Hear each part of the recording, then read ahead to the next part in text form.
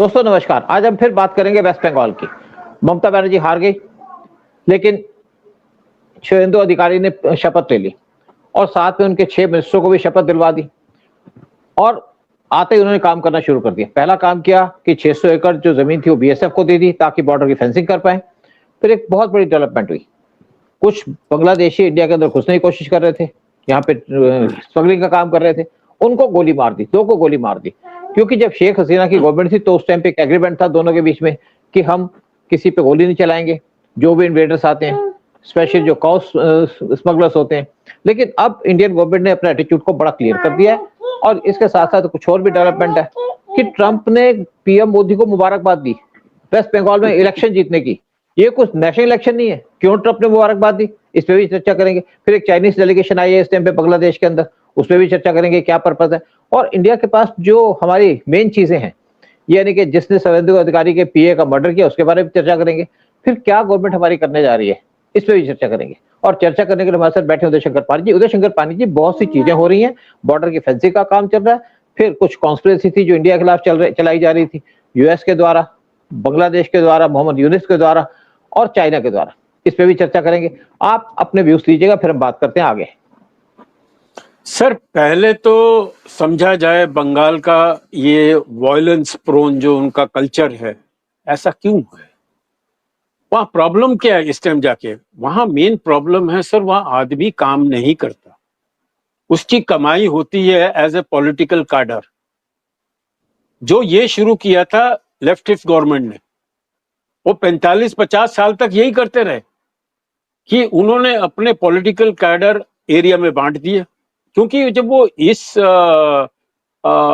पाकिस्तान से जब बंगाल में आए तो बेरोजगारी बहुत बढ़ गई थी, और बिकॉज ऑफ द मौसम और बिकॉज ऑफ सेवरल रीजंस वहाँ मेहनत नहीं इतना कर रहे थे। और जितने यूपी वाले भरे हुए थे वहां पर, और यूपी और बिहार और झारखंड वाले, वो लोग मेहनत करते हैं वहां पर, वो लोग धंधा संभालते हैं। लेकिन बंगालियों का ये कि भाई हम तो बहुत ही हम सुपीरियर क्लास हैं, एकदम बिल्कुल हम भद्र लोग हैं, हम लोग ये हैं वो हैं, सब हैं, बट मेहनत नहीं करेंगे, काम नहीं करेंगे। So they were very comfortable as professional political cadres. अब जैसे ही लेफ्टिस्ट गवर्नमेंट गई, ये कार्डर शिफ्ट हो गए टीएमसी के अंदर। वही कल्चर, वही गुंडागर्दी, वही मारपीट, वही दादागिरी इलेक्शन के टाइम कि एक परिवार को जाके बोल देंगे, अगर वहां 11 लोग हैं, बोलेंगे खाली एक आदमी को वोट करने की परमिशन है और बाकी जो 10 वोट हैं वो हम देंगे। इसी वजह से वहां जो भी पॉलिटिकल पार्टी आई वो रह गई बहुत बहुत सालों के लिए, क्योंकि वो कुर्सी नहीं छोड़ना चाहती थी। और ये जो पॉलिटिकल कार्डर थे, which were they were controlling the area financially, politically, influence wise। तो ये बंगाल की एक स्टोरी है कि भाई वहां लेकिन मेहनती है, लेकिन मेहनती तक वहां बंगाल में औरतें, वहां औरतों की पॉपुलेशन मर्दों से ज्यादा है। सो इन दैट स्टेट ये चल रहा था। लेकिन अभी प्रॉब्लम क्या आ गई कि वो जो कार्डर लेफ्टिस्ट के आ गए टीएमसी के अंदर, अब वो टीएमसी के कार्डरों की जरूरत नहीं है लेटेस्ट बीजेपी गवर्नमेंट के अंदर, क्योंकि इनके पास आरएसएस के कार्यकर्ता है, बीजेपी के कार्यकर्ता है, ये लोग इक्विप्ड हैं, इनके पास है पूरा grass root people working, operating and doing their social work and political work, everything। तो इनको अभी वो प्रॉब्लम आ गई कि वो क्या करेंगे। इतने सारे वो जो दादा लोग, वैसे भी वहां दादा, हम लोग नॉर्थ वाले दादा बोलते हैं हम लोग बदमाशों को, लेकिन वहां पर भाई को दादा बोला जाता है। तो ये हो गया सर। अभी मेन है शुभेंदु सरकार has to show results very fast, और उन्होंने करना शुरू कर दिया है। अभी 50-60 आईपीएस ऑफिसर जो रात दिन टीएमसी का राग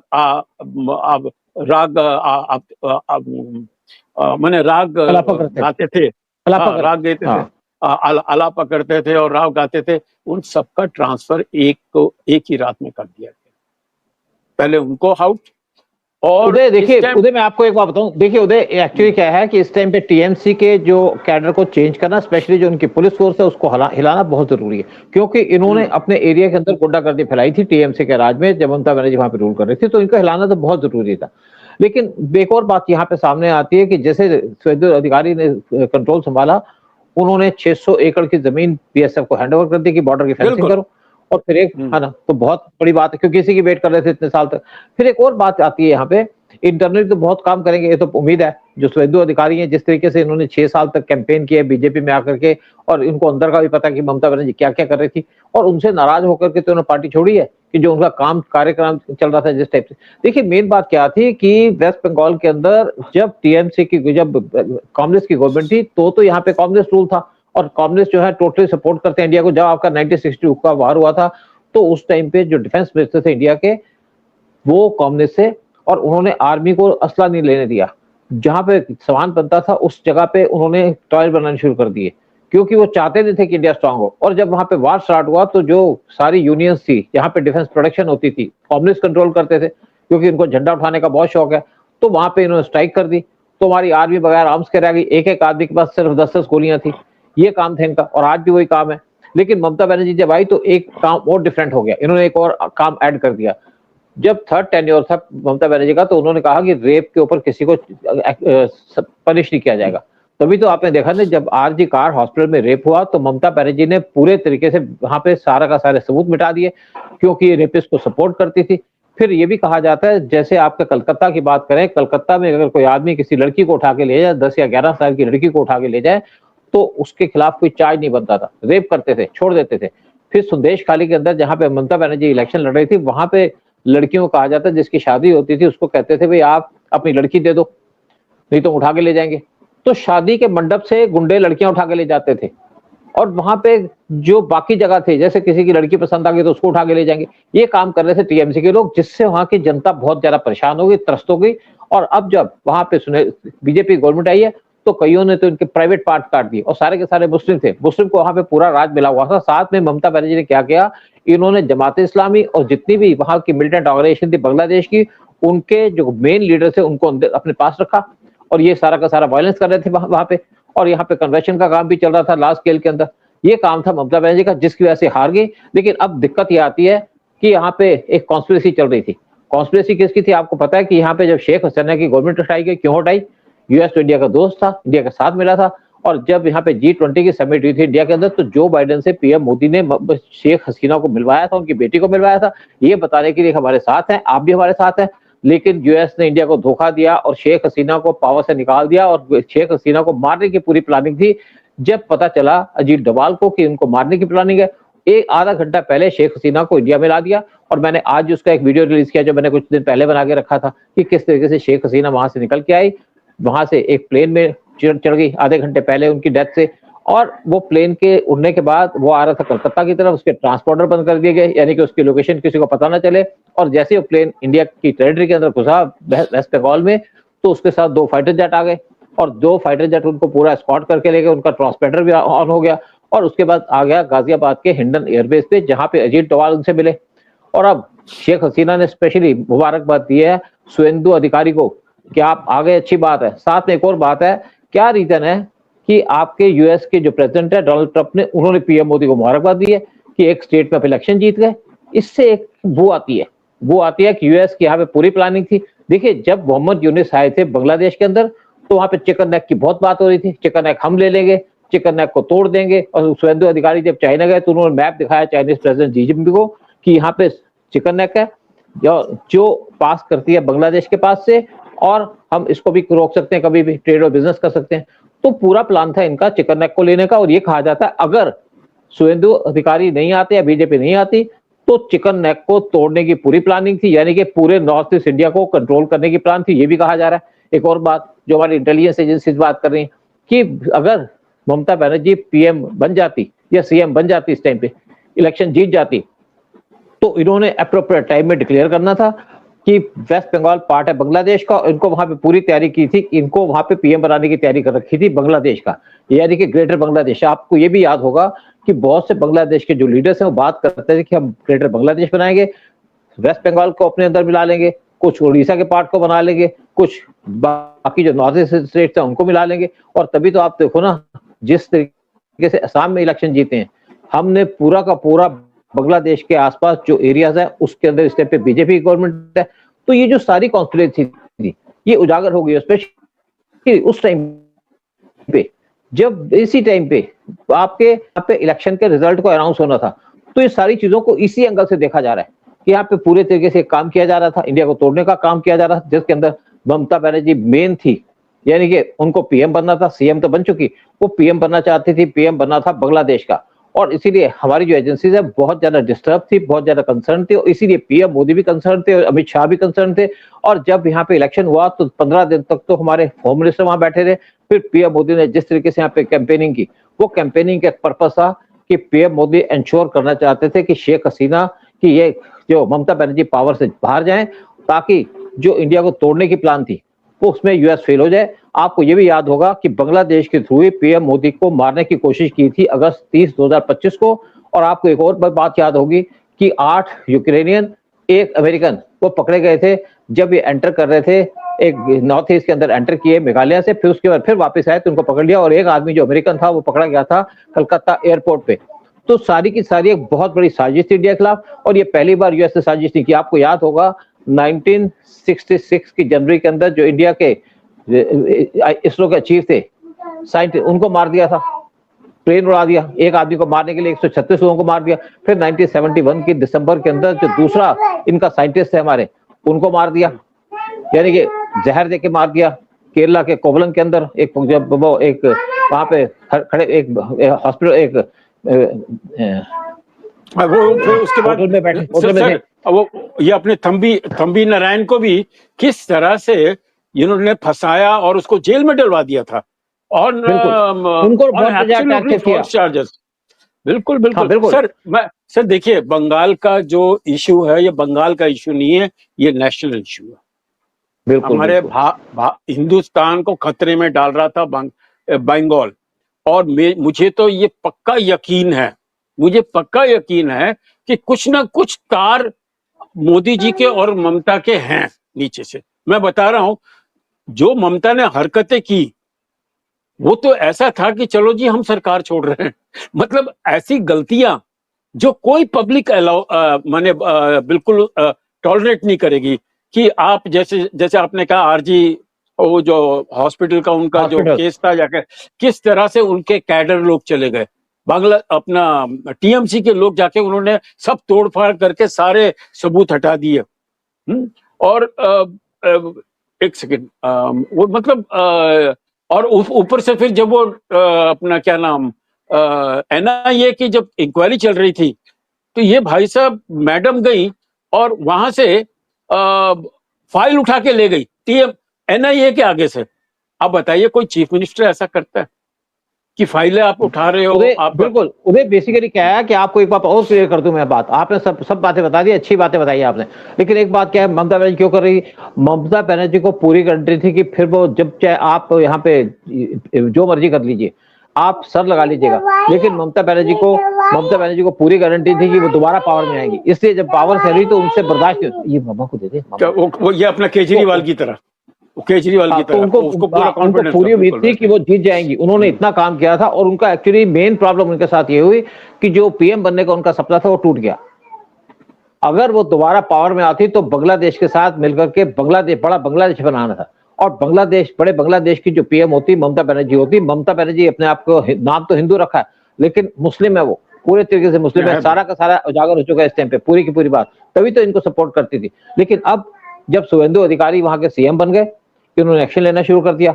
अब क्या है कि जब इनके एक पीए की मौत हुई थी तो शुभेंदु अधिकारी ने अपील की कोई अपना एक्शन ना ले, जो एक्शन लेगी हमारी पुलिस लेगी। और अब इन्होंने पूरी तैयारी कर ली, क्योंकि वो नहीं चाहते थे कि यहाँ पे ब्लड शेड हो, और ममता बनर्जी यही चाहती थी इसके बाद यहाँ पे एक्शन हो, और उसके बाद यहाँ पे पूरा का पूरा शोर मच जाए और ब्लड शेड होना शुरू कर दे। आपको याद होगा एक जो महाराष्ट्र के अंदर 3 साधुओं को मारा गया था, उस टाइम भी क्या प्लानिंग थी उस टाइम पे, जो उस टाइम पे गवर्नमेंट थी आपकी ठाकरे की गवर्नमेंट, उनका प्लान था कि ये साधुओं को मारा है और यहाँ पे लोग भड़क जाएं, यहाँ पे दंगे होने शुरू हो जाए, क्योंकि वो कोविड का टाइम था, तो सारा का सारा हिंदुस्तान बर्बाद हो जाए। यही प्रॉब्लम, यही करना चाहती थी ममता बनर्जी, शुभेंदु अधिकारी के पीए को मार के, कि वहां पे दंगे स्टार्ट हो जाए, और दंगे स्टार्ट होंगे तो वो क्लेम करेंगे यहाँ पे तो लॉ एंड ऑर्डर सिचुएशन खराब हो जाए, और ममता बनर्जी यही चाह रही थी। लेकिन शुभेंदु अधिकारी ने बड़े तरीके से या सोच समझ से उसको पूरे तरीके से कंट्रोल किया और कहा पुलिस एक्शन लेगी। और ये भी कहा जाता है 3 आदमियों से एक आदमी को आइडेंटिफाई कर लिया गया। कहते हैं जिस कार में गए थे वो कार गई थी यूपी के अंदर,